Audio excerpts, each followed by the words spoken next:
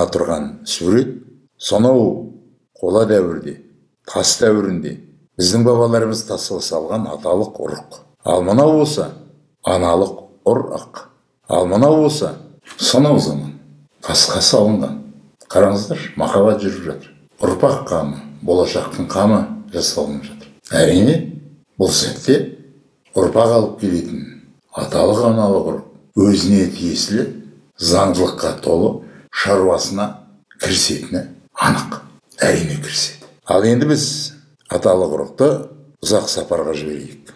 Аналық ұрықты іздеп тауып, кезігіп, өмірге ұрпақ алып келсін. Келістік па? Жібердік. Мінекей аталық ұрық. Болашаққа бала болсам деп армандайтын аталық ұрық өзінің жолын бастады. Ұзақ жолды бастады. Бір кеткенде 300 миллионға жуық болашаққа бала болсам деп армандайтын аталық ұрық жолға шығады. Сапарға шығады. Сол 300 миллионның ішінде осы өмірге келіп кетіп жатқан сенің бүткіл ата-бабаң бар. Бүткіл ата-бабаң бар. Солар қайтып өмірге келсем деп заулап бара жатқан. Аналықты іздеп заулап бара жатыр. Ал сен болсаң, түн қатып, көрінген жерге шашып жүрсің. Көрінген жерге алып барып, ұлы бабаларыңды тұншықтырып жатырсың. Ендігін ие бол. Қазақ тегіннен тегін айтпаған, еркекке 50 үйден тыйым салайық, әйел адамға 40 үйден тыйым салайық деп. Қазір мына жерде тоқтатып қойып, аталық ұрық пен аналық ұрықтың қалай жаратылатыны туралы қазіргі заманның схемасын көрсетейін. Мына тұрған аталық. Барлық кезеңнен өтіп барып, 4 аталық дерлігімен адам болуға дайын болады екен. Ал мынау әйел адамдық. 4-еудің 3-еуі жалған, 1-еуі адам боламын деген аталықты қабылдайды екен. Демек, жатырдың ішінде қандай ден жүреді? Ойлап қарашы. Аталықтың барлығы адам болам дейді. Аналық. Тек қана, тек 1-еуіңді, ары кетсе 2-еуіңді, кейде оны бірақ қабылдаймын деп шешім қабылдап тұрады. Демек, аталық кез келген уақытта жатырға кіре алмайды екен. Неге десең, есігі жабық тұрады екен. Айына 1 рет еметай езіліп, аналық есігін ашады екен. Міне көріп отырсыздар ма? Сол уақытта ғана аталық жатырдың ішіне кіреді. Оған дейін есігі жабық. Жалпы сен не түсініп отырсың? Айтшы. Басы жоқ, көзі жоқ, мұрны жоқ, қаны жоқ, сүйегі жоқ зат аталық деп аталынады. Адам жасаймын деп заулап бара жатыр. Адамды жасайды аналық ұрықпенен кездескеннен кейін. Жасамай қоймайды. Бұл қазақ білген дәлел. Бұл жай сөз емес. Адам почвадан жаралған дей салады. Адам топыр ақтан жаралған. Топырлаған ақтан, клеткадан жаралған. Сол клетка ақ осы аталық, аналық ұрықты жасайды. Ойланып көрдің бе? Сөйлесіп отырмыз. Біздің болмысымызда аталық ұрық, әйелдердің болмасында аналық ұрық жасалынып жатыр. Күнде жасалынып жатыр. Күнде жаңарып отырған ақпараттармен күн ақпараттар кездесіп, болашақта адам болатын, бала болатын аталық, аналық ұрықты жасап жатыр. Ойланып көрдің бе сол туралы? Бұл қазақтың бақылаған дүниетанымы. Сенің атаң қазақ мына тұрған тастағы таңбаны босқа салып қойды деп отырсың ба аталық ұрықты? Аналық ұрықтың суретін босқа салып қойды деп отырсың ба?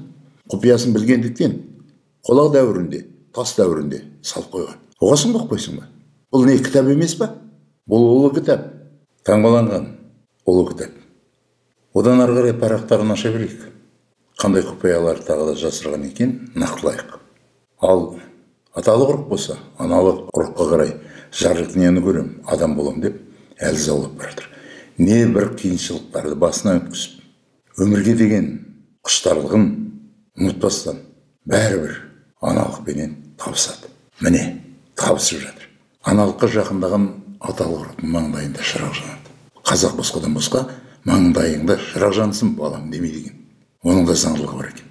Шырақ жанған аталықты аналық өзінің бойына енгізеді. Міне еніп жатыр. Ғажайып құбылыс.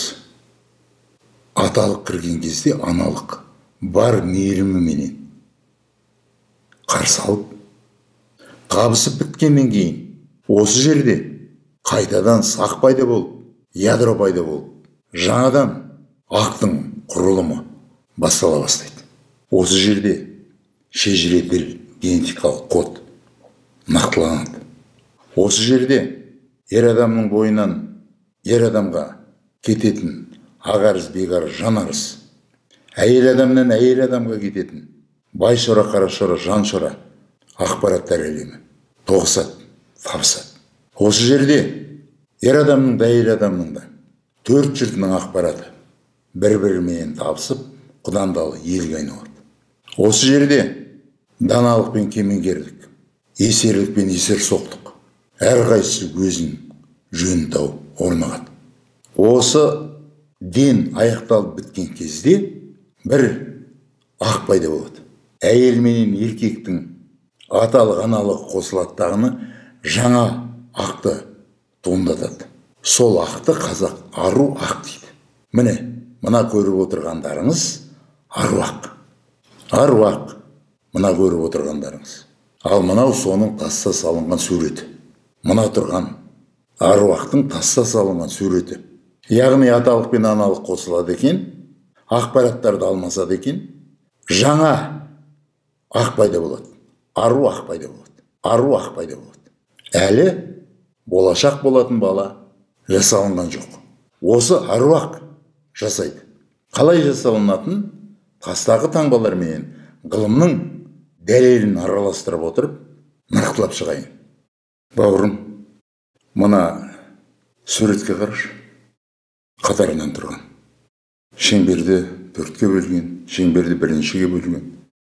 Одан кейін шеңбердің ішіне айналасынан бір заттарды көрсетіп барып, одан кейін барып бір затты жаңа жерге жатқызып, одан кейін қазақ үйге ұқсас бірдеңені салып қойған.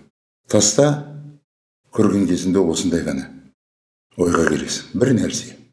Бұның артында қандай ақиқат бар еді? Ғылыммен салғастырып көрейік. Біз жаңа ғана айттық. Барлығын аталық аналық бірігіп алып әруақты жасағаннан кейін әруақ барлығын жасайды деп. Анықтайық онда. Қалай жасайтынын, адамды қалай жасайтынын анықтайық. Анықтасақ анықтайық. Тәңірлік Құдайдың құдіреті.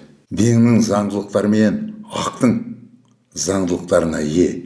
Аталық ұрық пен аналық ұрықтан келген ақпараттың барлығын бойына сіңірген аруақ әруақтанады, іске кіріседі. Алдымен жаңағы дана дара жалғыз аруақ әруақтанып өзінің көшірмесін жасайды. Ол көшірмеде аруақтың бойындағы барлық ақпарат сақталады.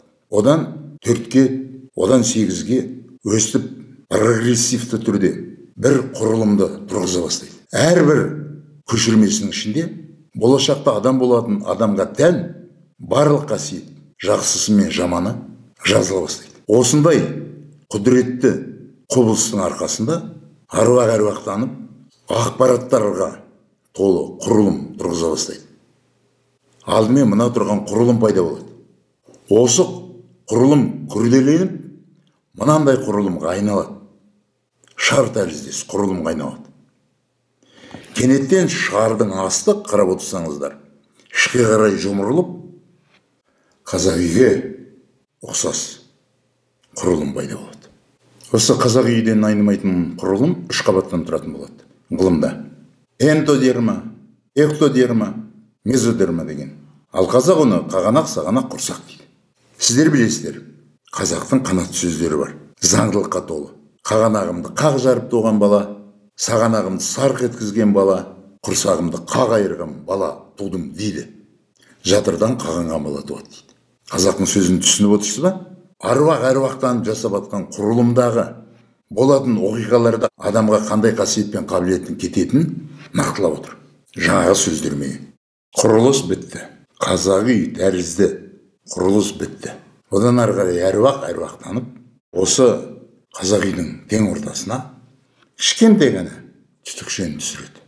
Міне осы жерден бастап ақиқатты алып, әруақ заңдылықты арқылы адамның алғашқы пошымын береді. Қарап отырсыздар мінекей. Қандай ғажайып құбылыс жүріп жатыр. Заңдылыққа толы. Осы жаратылып жатқан нәрестенің ішінде аруақ жүр. Қаншалықты өмір сүресің, соншалық сенің болмысыңда орнығып өмір сүреді. Яғни аруақ өзі жаратқан, өзінің көшірмелерінен жаратқан адамның болмысында болып атқан бүткіл денге, ол жерде жүріп атқан бүткіл жақсылық пен жамандыққа жауапкершілікте болады. Әруақ бар, Қазақтың әруағы материалдық зат екен. Сен тыңдап отырсың, мен саған айтып отырмын. Екеуміздің де болмысымызда бір ақ клетка бар. Аруақ деп аталынады. Екеумізді кеше өзінің көшірмелерінен түзген, құрған, жатырдан шығарған, мына жарық дүниеге алып келген.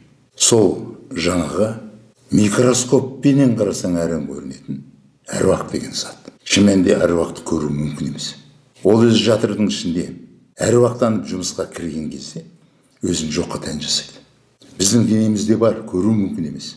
Әруақ ол мәңгілік, өлмейді. Ол сені жатырдан шығарып, қанша жасқа келгеніңше сенің болмысыңда бірге жүреді. Яғни менімен сенің денемізде әруақ деген бір клетка бар. Триллиардтаған клеткадан мені жасаған, өзінің көшірмесінен жасаған. Өмірден озғанда ғана сыртқа шығып кетеді. Жаның сөніп, демің біткенде сыртқа шығады. Ол мына жарық дүние, мына материалдық әлемдегі материалды зат. Ол абстрактный емес. Көруге болады, тіл қатысуға болады, ұстау мүмкін емес. Мәңгіліктің иесі.